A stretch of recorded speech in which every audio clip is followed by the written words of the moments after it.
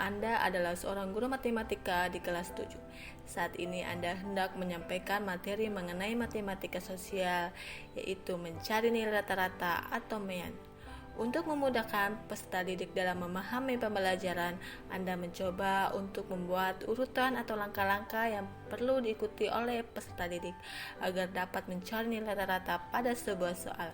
Anda meminta kepada peserta didik untuk mengerjakan soal yang Anda berikan.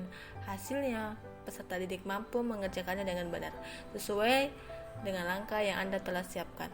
Beberapa saat kemudian, Anda meminta kepada peserta didik untuk mengulangi soal yang sama tanpa melihat urutan pengerjaan soal, dan peserta didik mampu mengerjakannya dengan benar. Menurut Anda, apa yang membuat peserta didik mampu mengerjakan soal dengan baik pada percobaan kedua tanpa melihat urutan atau langkah pengerjaan soal? Dan sebagai seorang calon guru dalam kegiatan belajar, seperti apa metode di atas dapat diterapkan? Elaborasi jawaban Anda dengan menyertakan teori yang berkaitan. Menurut kelompok kami, pada percobaan kedua di mana peserta didik mampu mengerjakan soal dengan baik tanpa melihat urutan atau langkah-langkah pengerjaan yang telah diajarkan, dikarenakan bisa disebabkan oleh beberapa faktor. Faktor-faktor ini berkaitan dengan proses belajar dan pemahaman peserta didik terhadap konsep yang telah diajarkan. Yang pertama itu pemahaman konsep. Peserta didik mungkin telah memahami konsep perhitungan nilai rata-rata dengan baik pada percobaan pertama.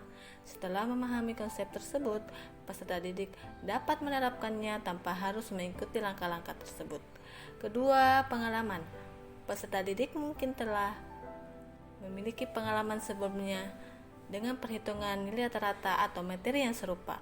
Pengalaman ini bisa membantu mereka lebih memahami konsep dengan baik.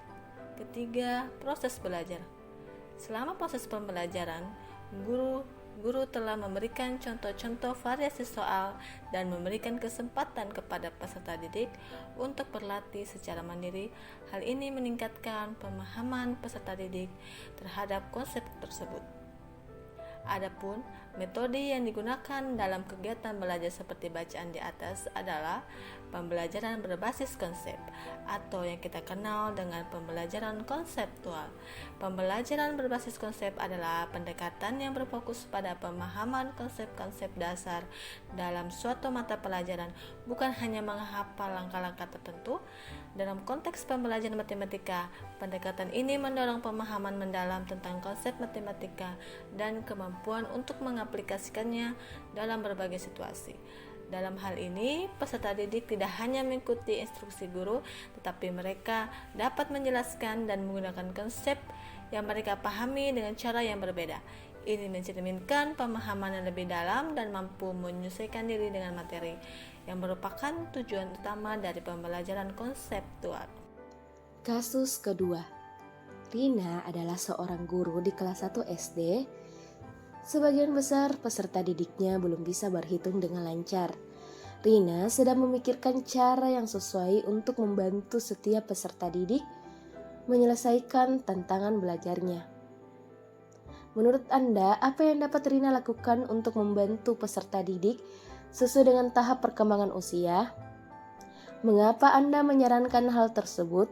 Elaborasi jawaban Anda dengan menyertakan teori yang berkaitan.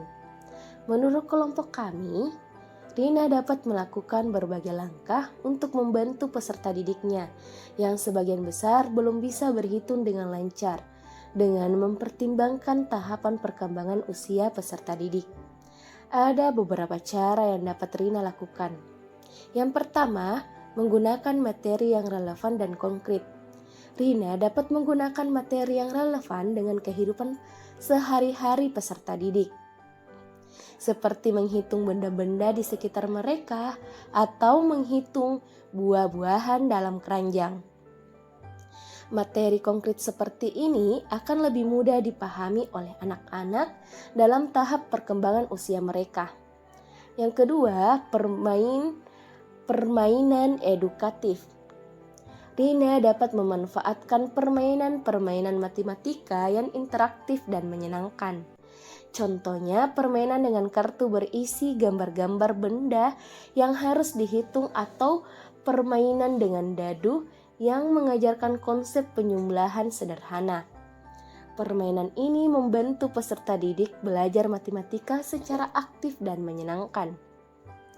Yang ketiga, pembelajaran kolaboratif, mendorong kolaborasi antara peserta didik. Rina dapat mengorganisir kegiatan kelompok kecil di mana peserta didik bekerja bersama-sama untuk menyelesaikan masalah matematika. Ini akan membantu mereka belajar dari teman sebaya dan membangun pemahaman bersama. Keempat, pemberian umpan balik positif. Memberikan umpan balik positif saat peserta didik berhasil mengatasi tantangan matematika.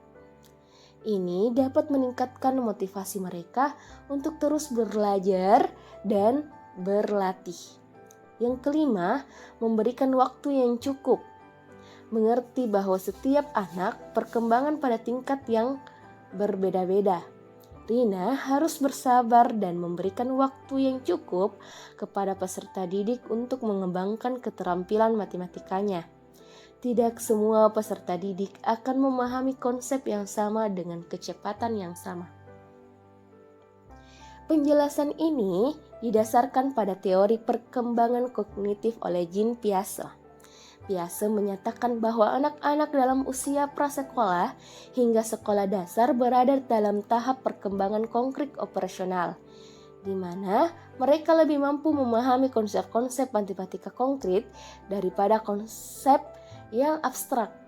Oleh karena itu, menggunakan materi yang relevan dan konkret serta memungkinkan peserta didik untuk belajar melalui pengalaman adalah pendekatan yang sesuai dengan tahap perkembangan usia ini.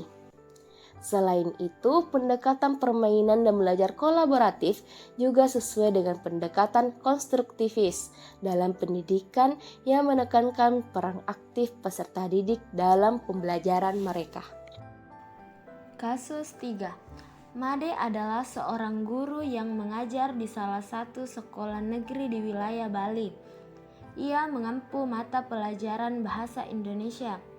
Ia hendak mengajarkan materi teks deskripsi pada peserta didiknya. Pada buku cetak yang menjadi panduannya saat mengajar, terdapat beberapa contoh teks deskripsi menceritakan tentang bangunan-bangunan pencakar langit yang ada di ibu kota. Dengan memperhatikan latar belakang setiap peserta didiknya, Made pun mencoba untuk memberikan contoh berbeda. Ia memberikan contoh teks deskripsi tentang pantai dan makanan khas Bali. Menurut Anda, apakah pertimbangan dan keputusan Made sudah sesuai? Mengapa demikian? Prinsip apa yang Made gunakan dalam kasus tersebut? Elaborasikan jawaban Anda dengan menyertakan teori yang berkaitan.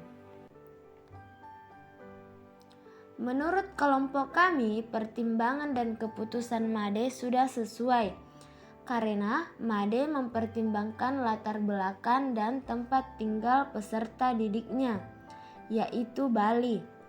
Dengan memberikan contoh yang relevan dengan lingkungan sekitar dan budaya tempat tinggal mereka, Made dapat membuat materi lebih menarik dan berarti bagi peserta didik dengan mengaitkan materi dengan kehidupan sehari-hari mereka.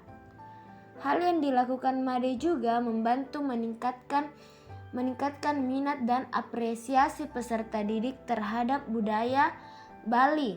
Namun, Made juga harus memastikan contoh yang diberikan sesuai dengan tujuan pembelajaran dan materi teks deskripsi yang diajarkan.